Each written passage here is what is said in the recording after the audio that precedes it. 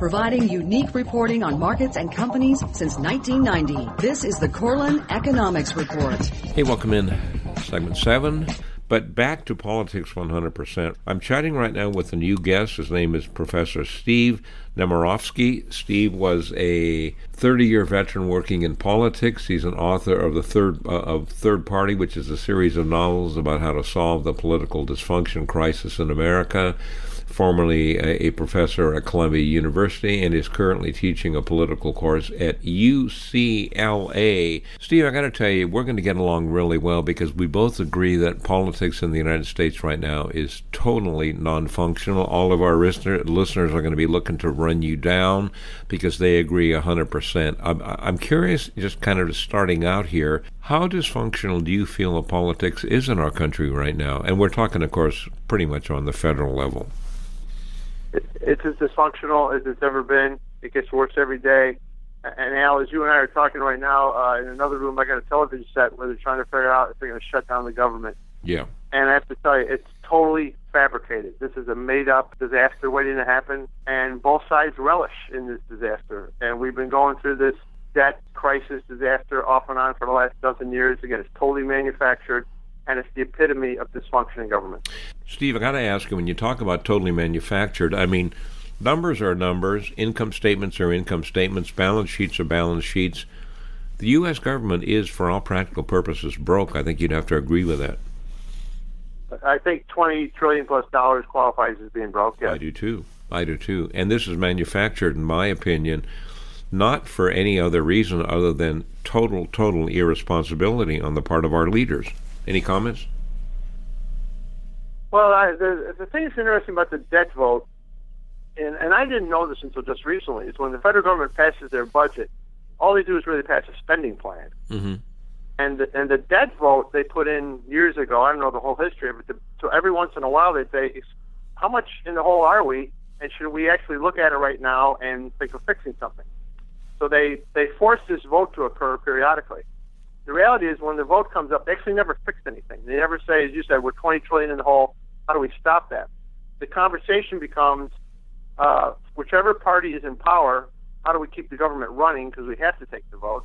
And who's ever out of power basically says, how are we going to mess with these guys? And how are we going to throw some issue with them that they don't want to have in front of them right now just so we can make them look bad politically? So what should have been an intellectual exercise in is our budget too much and should we fix it has become just an intellectual exercise in who can embarrass who and who can assign blame at a time when it's irrelevant. You know, I want to tell you an interesting story just for what it's worth, and that is, and then I want to get on to your real area of expertise. But I have a friend, his name is Brian Baird. Brian was a congressman from Washington State. His district was Southwest Washington. I got to know Brian relatively well when he was in D.C., and he was a shoo-in for a lifelong position in that particular office. Everybody loved him. He was effective, et cetera, et cetera. He got up one day and he said, this is really stupid. I am done.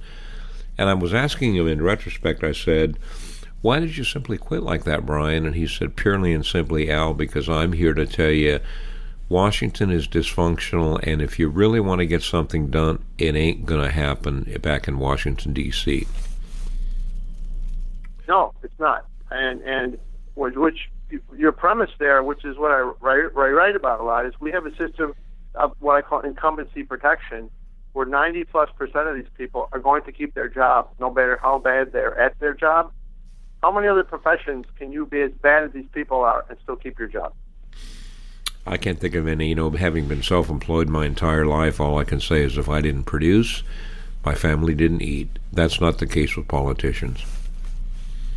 No, and the system is, I don't know, rigged is kind of a harsh word, but again, I write about the fact that between campaign finance reform, redistricting, voting rights limitations, ballot access limitations, these people have created an environment where they are almost guaranteed, as you said with this other gentleman, almost guaranteed to get reelected. And the question becomes, how do you stop that? How do you stop that cycle of incumbency protection, and how do you keep them from getting reelected? Or conversely, how do you just make them do their jobs? Because if they would do their jobs, people wouldn't care if they kept getting reelected. Professor, I just have to ask you one question, and it's $1 million question. How do you accomplish that? I've been in this game for a long time, and I have never seen anyone, the closest person who I have seen come to perhaps accomplishing what you're talking about is the president that everybody loves to hate, Donald Trump. I think Trump is really a rogue, a renegade, for lack of better terms. I think he is outside the box. The question is he going to stay outside the box? Is the deep state, and I don't necessarily use that term in a pejorative sense, are they going to allow him to do that? I don't think so. Well, a lot of people ask that question. They say, is Trump a third party? He's certainly an independent force, and then to a certain extent is like a third party. But as a businessman, I think he looked there and he said, am I going to create a party and probably not win, or am I just going to hijack a party? And he went that route, and he essentially hijacked the Republican Party, became their nominee, and he's now being Trump the president. But he's definitely not an establishment Republican, and he's fairly independent in his approach to government.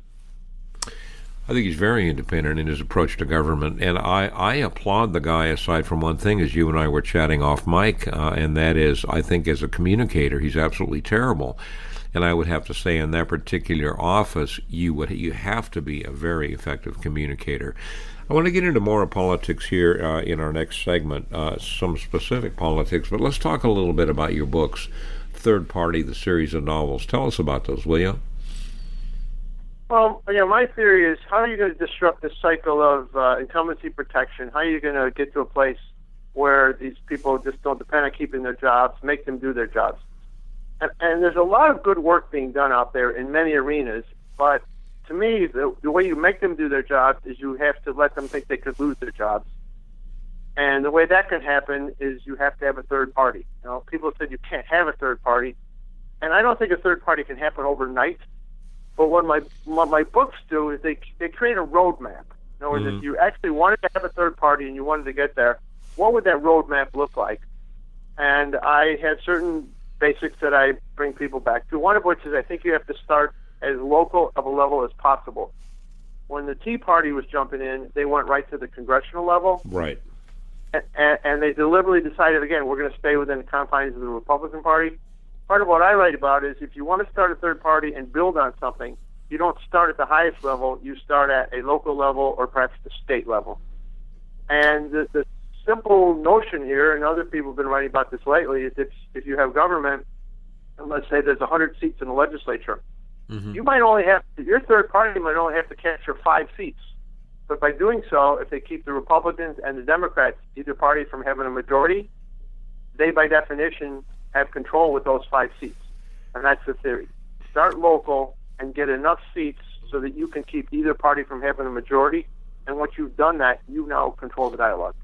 Professor, in less than a minute, we're going to have to take a commercial break here, so I just have to ask you a question that really doesn't need a lot of elaboration, but that is, what are the chances of success for a third party and allowing that to happen, in your opinion? Well, I think they're really good, probably over the next 10 years. And I would like to suggest to you, if the Tea Party would have gone that route a few years ago, they might have gotten there. And I actually think the progressive side of the Democratic Party is capable of breaking out. And I actually don't care if the third party starts in the middle or on one of the fringes. They will then force everything to the center.